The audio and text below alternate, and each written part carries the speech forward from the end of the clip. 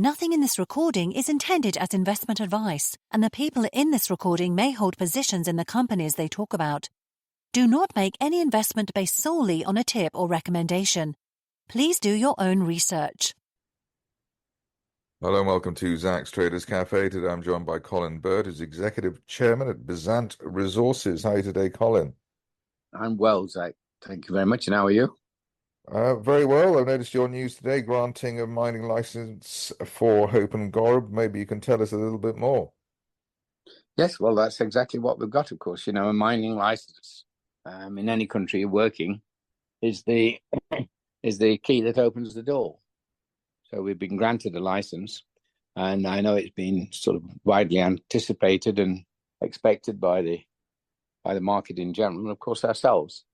But you know, I'd like to assure you, Zach, that during the period while the license application has been considered, Bezant has been very active in all of the things that are necessary to build a mine, like you know, obviously designing the pits, like the benches, the slope angles, doing the network necessary for that, defining the parameters of the pit, the stripping ratio, so we can build them into financial models, getting a mining plan which works, ensuring the processing route works, and all of the infrastructure matters in terms of power. Obviously, using as little water as possible. You know, designing around as little water as possible, using in the desert. And so everything was going, and the license couldn't have been more sort of better timed, if you like. I think that's the way I can say it. In as much as all of that work is pretty much now complete, and we are ready to actually, you know, now sign definitive contracts with all our suppliers, contractors, and enter into and commence operations as soon as we possibly can, of course. And you know, that's dependent on many things, but lining up all our getting all our ducks in a row. But as I say, we've spent the last 18 months doing that. And can you remind listeners what the asset is, what scale of asset it is, etc., what the potential is? Well, we're talking about several things, but I think in terms of this discussion and this license, we're talking about 15 million tons of sulfide copper, which has a gold contribution of about 0.2 to 0.4 grams. So it's about 50 million at a combined copper equivalent, about 1.5%. And of course, the old, and we call it Hope and Gorb in Namibia. The old concession is much bigger than that.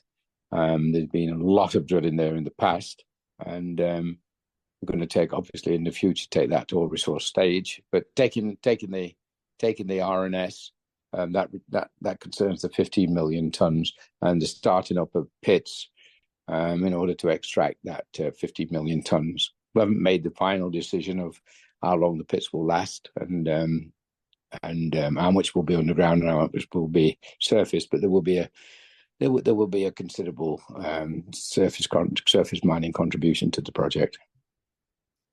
And in terms of obviously the noticeable thing about Bezant is, like many other explorers, developers, you know, the share price has been not exactly flavor of the month, but you are actually up 60% so far this year, which is maybe it doesn't feel like it. Market cap around £4 million. What's the potential, you think, just as on a back of an envelope basis?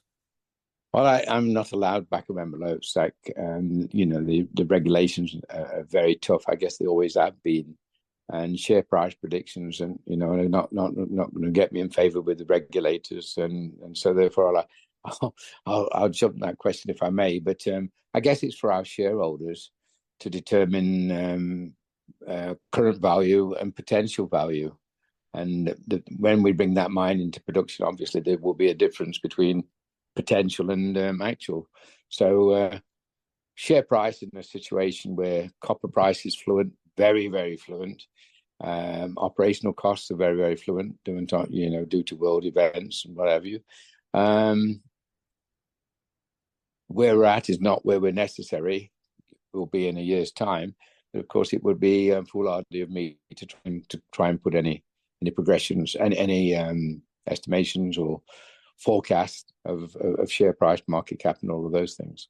But I think well, obviously I was not trying to lead you astray, but it is the case. It probably doesn't feel like Bezant shares are up 60% this year, which is quite an achievement for any stock in this market. And if you've got a new license here, maybe the market will over the course of the rest of the year, re-rate you given the news. So maybe it's already I think it was so. already looking forward to you getting the license, and therefore that's why the shares are actually up 60%. Not many companies in the small cap area have their shares up 60% this year. So there is some reaction, or there's some anticipation of today's news. Well said, Jack. Zach. Jack, I want to call you Jack. Well said, Zach. And of course, as I went right back to the opening of this podcast, is that the key was the granting of the license. But I went to great lengths to explain that we weren't waiting for the key. We were actually very, very, very busy doing things, and hopefully, the market will factor that in as well. That this doesn't start the process; it almost completes the process. And I think that's a subtle distinction, Zach. It's a very, very important distinction as well. That the granting of the license doesn't start the process; it, in actual fact, completes the process. So that to me is an important message.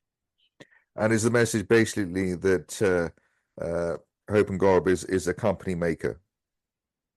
I think any company would be delighted to have an open Gorb in the copper market that's being forecast.